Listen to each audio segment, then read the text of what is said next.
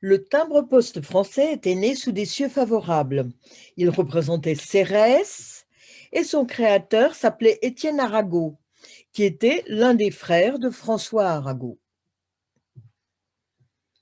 En mars 2020, la Poste française a émis une série de 12 timbres, intitulée Un cabinet de curiosités, comportant de jolies photos d'objets divers ainsi que des œuvres d'art. 2 timbres concernent notre domaine.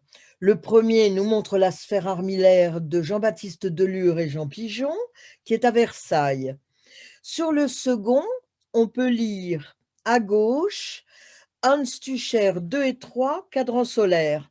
C'est ce timbre-là qui a retenu mon attention car l'image m'a semblé être à l'envers. Je la replace dans le bon sens afin que la devise latine soit lisible. Ce compas montre le chemin sur terre et sur mer. J'ai quand même la vague impression que quelqu'un s'est trompé, donc je vais aller voir derrière le timbre. Que trouve-t-on sur le site officiel de la Poste? Des infos techniques et une ligne sur chaque objet. Et sur Wikitimbre, dans les documents, même information, Hans Tucher 2 et 3, le cadran solaire est au musée du Louvre. En quelques clics, nous saurons tout. Avec les mots-clés RMN et Hans Tucher, nous accédons rapidement sur le site de la RMN à l'image qui nous intéresse. Il s'agit d'un cadran solaire multiple en diptyque. Ce que nous voyons, c'est une rose des vents à 16 directions sur la face extérieure supérieure d'un cadran portatif en ivoire qui mesure une dizaine de centimètres. Les 2 plaques d'ivoire sont montées sur une charnière. Le fil axe est attaché normalement entre les 2 volets. Mauvaise nouvelle, il est cassé. Bonne nouvelle, le cadranier a inscrit la notice en latin sur ce volet vertical. Impone filum foramini. Il faut faire passer le fil dans l'un des petits trous qui indiquent la latitude du lieu, elevatio poli. On voit ici les 6 points d'attache correspondant aux 6 latitudes, 42 degrés, 45, 48, 51, 54, 57 degrés. Et au-dessus, une partie évidée permet de voir en dessous la boussole qui est sur le volet horizontal à côté du cadran horizontal. Le fil axe devrait être attaché au centre. On voit 6 échelles horaires correspondant aux 6 latitudes et plusieurs indications. En bas à droite, des caractères disposés symétriquement.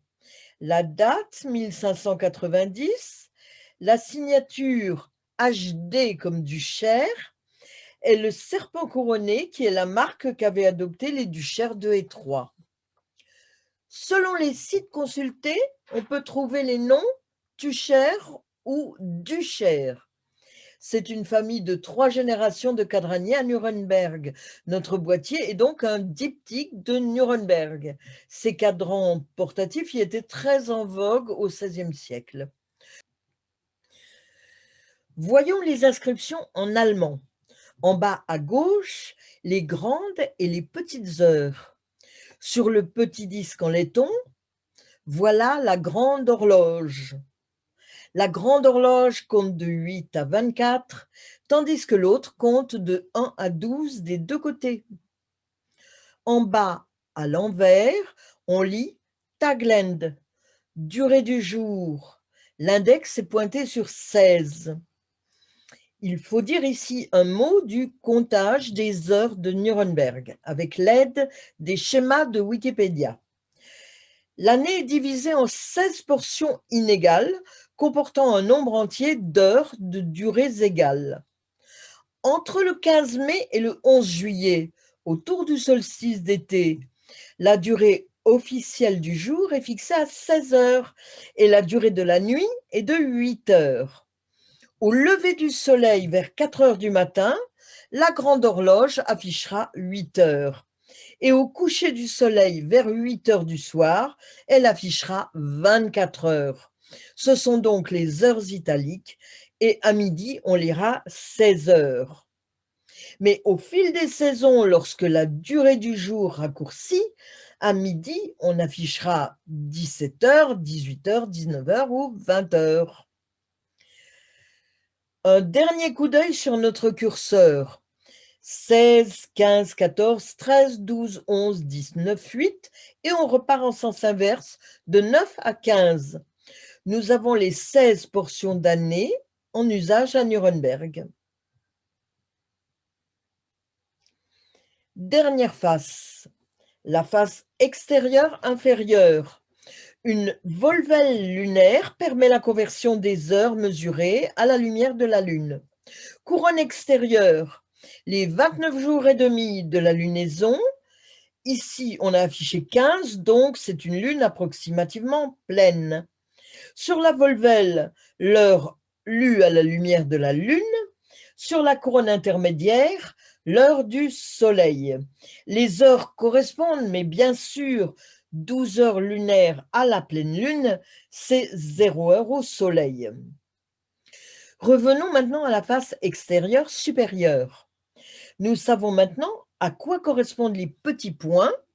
Ce sont les trous permettant d'attacher le fil axe.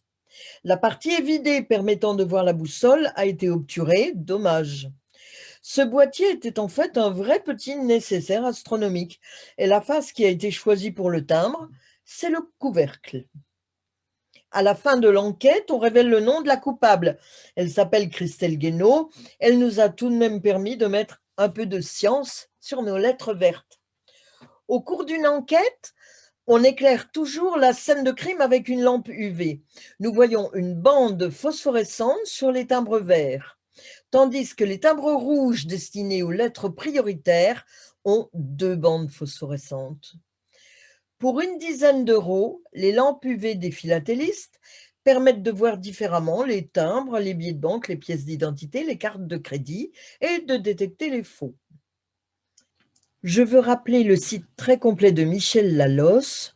Sur sa page Cadran et philatélie, on peut voir le beau timbre émis par le Portugal à partir d'un autre cadran diptyque, et aussi des dizaines de timbres représentant des cadrans issus de 39 pays.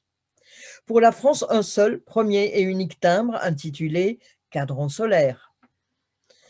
Conclusion pessimiste en ce qui concerne le timbre français. Entre 2000 et 2010, le nombre d'émissions a triplé. Le record a été atteint en 2016 avec 451 émissions.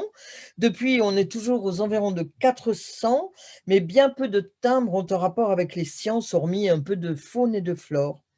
Quant à l'astronomie en France, elle se fait aussi rare que le soleil en hiver en Arctique.